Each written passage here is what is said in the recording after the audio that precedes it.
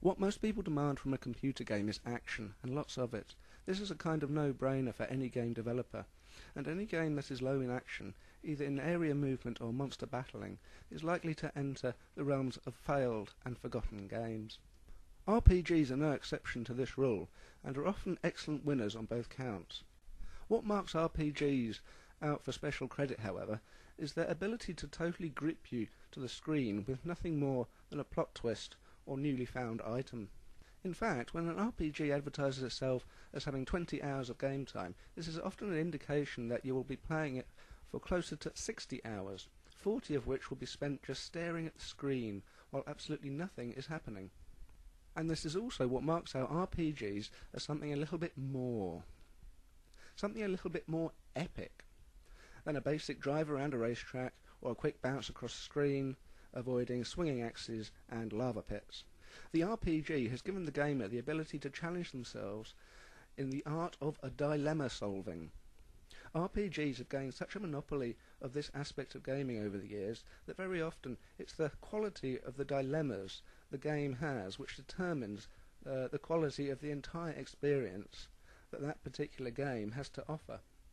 And RPGs need quality dilemmas, not quantity. So, without any further ado, here's my top 10 rundown of RPG dilemmas. If I've missed any out, please don't be afraid to step up to the plate and prove my noobness by pointing out all my glaring errors of omission, and to belittle my inability to know for sure which is always the best way to play. Number 10. Opening a treasure chest. There's a golden rule in RPGs that states it is impossible to go an entire game without triggering a trap on a treasure chest. The problem is not all treasure chests are trapped, and all treasure chests contain something you want. So, what do you do when your character is not specialised in chest opening? I know what you're thinking. You're thinking, how I opened the last 6 chests safely and drew a trap? Or was that last trap only 5 chests ago? Well, punk, what's it gonna be? Do you feel lucky? Well, do you? Number 9. When to apply expensive boost charms. Most RPGs will enable character boosts, like Super Mario's mushrooms, in the form of crystals or charms which can be applied to weapons or clothing in order to permanently boost your character's primary stats. These charms often appear at random moments and often have the irritating dilemma attached that once used cannot be used again. Now, do I use them now on whatever item will take them, or shall I wait and use them on better equipment? I'm only on level 2, and by level 3 I have to change to better equipment. So I'll be kind of wasting my time and wasting the charm by using it on my current crappy equipment. But I need the boost now. Or should I sell it for 5,000 gold pieces and wait till somebody's selling a better charm? What if I get a better charm in the next treasure chest, and then have no spaces left in my equipment if I use it now? This charm is for strength, which is nice, but I really need agility to be able to wield that nice new sword. I think I'll wait. That agility one just doesn't seem to be turning up anywhere. Shall I just bung in that strength one now? Oh, I don't know. Number 8. Buying stuff from dealers. Whenever you start a new area in an RPG, there will always be a nice gang of dealers selling all kinds of wonderful items that will be ideal for use in that level's adventures. The only problem is they want all your gold for the payback of making your quests that little bit easier. And anyway, these are RPGs, and in RPGs you get most of your stuff by drops from monsters and from visiting and opening these wonderful treasure chests. Hey, wait a minute here. I'm the one supposed to be getting all their gold off them by selling all the treasure I find. No, you are not having all my gold I just spent the last 3 hours amassing for one silly magical item that I'll probably find for free in the next hour or two. Thank you, but no thank you. But wait, Mr. Adventurer, I thought you were dying for an agility charm. You sure you're going to find one? I mean, you have been looking for 5 hours now. Well, I've got one, and all I ask is all your gold. I mean, what's the point of having all those gold pieces if you're not going to use them to buy the thing you want? Yeah, I know, but you know, I'll find one. It's my gold. No, I'm not buying it. I'm not. Oh, but I really do want that agility charm. Ah. Number 7. Are you ready? Just as you're getting comfortable with an area and have developed good relationships with your dealers and know your maps like the back of your hand, you'll suddenly be met by a person or a door who will take you to the next area or level. They'll inform you that there's no coming back and ask you the ultimate dilemma question.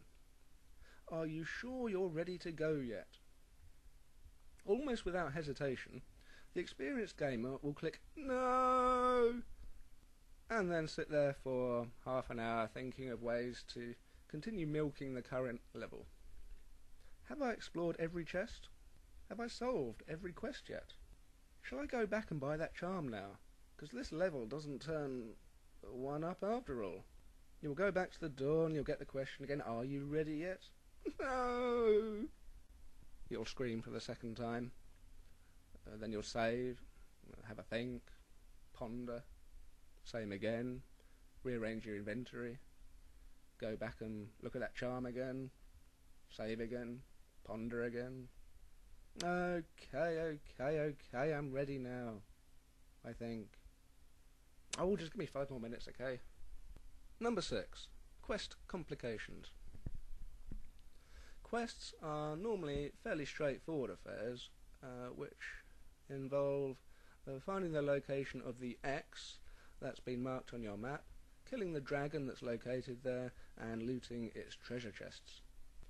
That is until you get the dilemma quest. Sometimes it just doesn't go that easily.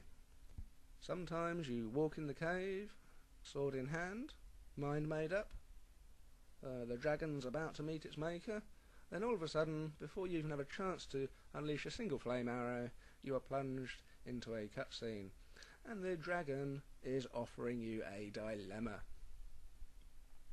It turns out that the dragon might actually be the good guy. It turns out that the dragon is the victim. Now, are you going to be a good hero and trudge all the way back to town and kill that nasty poacher for nothing more than some reputation and some experience points? Or are you going to do the dirty and do the nice friendly dragon in for a big pile of gold and a couple of meaty treasure chests?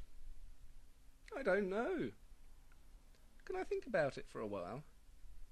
Can I get back to you at the end of the level? Why do I have to make the decision of yes or no right now? Damn, but I was so looking forward to those treasure chests. I mean, damn, but I'm playing a paladin.